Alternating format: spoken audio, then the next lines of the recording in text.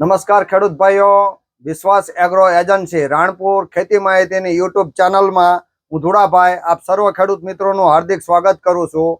તો આમ જોવા જઈએ તો કે નવરાત્રીની શરૂઆત થઈ ગઈ છે અને મા દુર્ગાના આશીર્વાદથી સર્વ ખેડૂત મિત્રોને સારામાં સારું કપાસનું ઉત્પાદન મળે એવી આશા રાખું છું. અને આજે દિવસ છે 7 ઓક્ટોબર, એટલે 7 ઓક્ટોબર એટલે વિશ્વ કોટન દિવસ તરીકે ઓળખાય છે.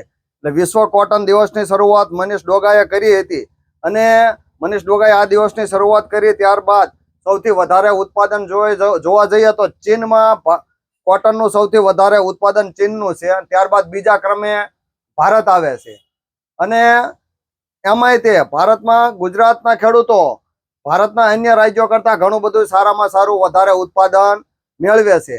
તો આ કપાસ કે વિશ્વ કોટન દિવસે ખેડૂતોએ કપાસમાં શું શું કાળજી રાખવી જોઈએ અને કપાસ આપણા જીવનમાં શું ભાગ ભજવે છે એના વિશે આપણે વાત કરવાની છે. આમ જોવા જઈએ તો કપાસ એ રોકડીયો પાક છે. ઘણા બધા ખેડૂતો કપાસનું ઉત્પાદન સારામાં સારું લે છે અને કપાસ રોકડીયો પાક છે. તો રોકડીયો પાક હોવાના કારણે તમારે એની ક્રમશઃ રોકડી કરતું રહેવાનું. તમારે કપાસને બહુ સંઘરવાનો પ્રયત્ન નહીં કરવાનો. આ વર્ષે કપાસનું વાવેતર ઘણું ઓછું છે, ભાવ સારા રહેવાના છે. પછી એવું નહીં કે ભાઈ 2000 થાય પછી આપું, અને આગળના વર્ષે હારા ભાવ હતા પણ કોઈ વેચી શક્યું નહીં. કપાસ એ રોકડીયો પાક હોવાના કારણે ક્રમશઃ તમે ધીમે ધીમે રોકડી કરતા રહો અને ક્રમશઃ વેચો. ધારો કે તમારી પાસે 1000 મણ હોય તો 250 મણ અત્યારે વેચો, પછી 250 મણ પછી એવો 3 થી 4 ભાગમાં વેચો, જેથી કરીને ભાવ વધઘટ થાય તો તમને પાછળથી તમારે પસ્તાવવું પડે નહીં. એટલે રોકડિયા પાકનો યોગ્ય સમયે રોકડેથી વ્યવહાર કરી લેવો અને કપાસને સંઘરવાનો બહુ પ્રયત્ન કરવો નહીં. કપાસ જો ખેડૂત સંગ્રહ તો ઘણું બધું નુકસાન જાય છે. એક તો વજન ઘટે છે, પછી ગુલાબી એળના ફૂદા કે ઈંડા એની અંદર એટલા સક્રિય થાય છે તો એમાંય ત્યાં તમારે ઘણી બધી તકલીફ પડે છે.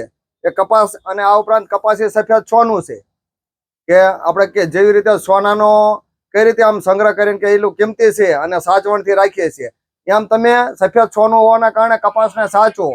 એટલે ખેડૂત કપાસને સાચવતા નથી. શરૂઆતમાં બહુ હારા ઊંચા ડોઝ મારશે પણ હવે એ સાચવવાનું ઓછું કરી દેશે. જેમ દિવાળી નજીક આવશે એમ ખર્ચો ઓછો કરશે અને સાચવવાનું ઓછું કરશે, એટલે કે હળો વધારે આવશે. એટલે કપાસને સાચવવાનું રાખો, ટાઈમે દવાનો છંટકાવ રાખો, ટાઈમે જીવાતનાશક ફૂગનાશક દવાઓનો છંટકાવ કરતું રહેવું પડે. ટાઈમે તમે ખાતરનો પણ ઉપયોગ કરતા રહો, જેથી કરીને તમારો કપાસ છેક સુધી તંદુરસ્ત રહે અને સારામાં સારું ઉત્પાદન મળે. આ ઉપરાંત કોટન દિવસ નિમિત્તે સર્વ ખેડૂત મિત્રો આગામી દિવસોમાં સારામાં સારું બિયારણ પસંદ કરે. બરોબર, 2200+ વેરાયટી છે કપાસની, તો એમાંથી આપણે કયું બિયારણ પસંદ કરવું? બિયારણની પાયાની વસ્તુ છે. સાચું અને સારું બિયારણ જો પસંદગી તમે કરો તો તમારે કપાસમાં ફાયદો થાય. આ ઉપરાંત કપાસના બીજા ઘણા બધા ઉપયોગો છે. કપાસમાંથી તમે તેલ પણ મેળવી શકો છો, એટલે કપાસિયાના તેલ પણ ઘણું બધું ખાય છે. એટલે આપણા જીવનમાં એ પણ એક મહત્વનો ભાગ છે. આ ઉપરાંત કહેવાય છે કે આપણી પ્રાથમિક જરૂરિયાત, માણસ ગમે એટલું પૈસાદાર હોય તો ફક્ત એને 3 વસ્તુની જરૂરિયાત હોય છે: રોટી, કપડાં અને મકાન. તો કપડાં શેમાંથી બને? કોટન. એટલે એ કોટનનો પણ તમે સારી રીતે એના વિશ્વ કોટન દિવસે કોટનનો પણ એ સારી રીતે ઉપયોગ થાય અને દિવસે ને દિવસે ગુજરાત, ભારત તથા વિશ્વના દેશો આ દિવસને સારી રીતે મનાવે અને આપણા ગુજરાતના તથા ભારતના ખેડૂતો પૈસાદાર અને સમૃદ્ધ થાય અને દિવસે ને દિવસે ખેડૂતો એમનું પ્રગતિ કરતા રહે. એટલે કે સફેદ સોનું છે એ સફેદ સોનાનો સારી રીતે ઉપયોગ કરીને ખેડૂત પૈસાદાર બને. આમ જોવા જઈએ તો કપાસને સફેદ સોનું પણ કહેવાય અને બીજી રીતે એને ધોળો અજગર પણ કહેવાય. ઘણી વખત ખેડૂત ખાડામાં ગરી જાય પટલ. એટલે કપાસ જે સફેદ સોનું છે એનો સારી રીતે ઉપયોગ કરી અને ક્રમશઃ વેચાણ કરી અને ગુજરાત તથા ભારતનો ખેડૂત સમૃદ્ધ બને એવી હું આશા રાખું છું. તો વિશ્વ કોટન દિવસ નિમિત્તે સર્વ ખેડૂત મિત્રોને માતાજીના આશીર્વાદ મળતા રહે. આમ આ ઉપરાંત નવરાત્રી પણ ચાલે છે, એટલે મા દુર્ગાના આશીર્વાદથી સર્વ ખેડૂત મિત્રો સારામાં સારું ઉત્પાદન મેળવે અને કોટનના વિશ્વ કોટન દિવસે કપાસનું આયુષ્ય લાંબુ રહે એ માટે ફૂગનાશક, જીવાતનાશક અને ખાતરનો સારામાં સારો ઉપયોગ કરી અને વધારે ઉત્પાદન લઈ ખેડૂત ઓછા ખર્ચે અને વધારે ઉત્પાદન લઈ અને ભારત તથા ગુજરાત કે વિશ્વનો ખેડૂત પૈસાદાર બને એવી હું ધુડાભાઈ વિશ્વાસ એગ્રો એજન્સી વતી ભગવાનને પ્રાર્થના કરું છું.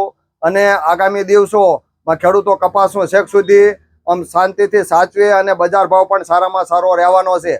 અત્યારે થોડોક વરસાદના કારણે બગડ્યો છે, પણ કપાસ એ રોકડીયો પાક હોવાના કારણે પાછો સુધરી જશે અને ધીમે ધીમે કપાસ સારો થાય છે એટલે વળી પાછા ભાવ પણ સુધરી જશે અને વધારેમાં વધારે ઉત્પાદન મળશે અને ખેડૂતનું જીવન ધોરણ સુધરશે.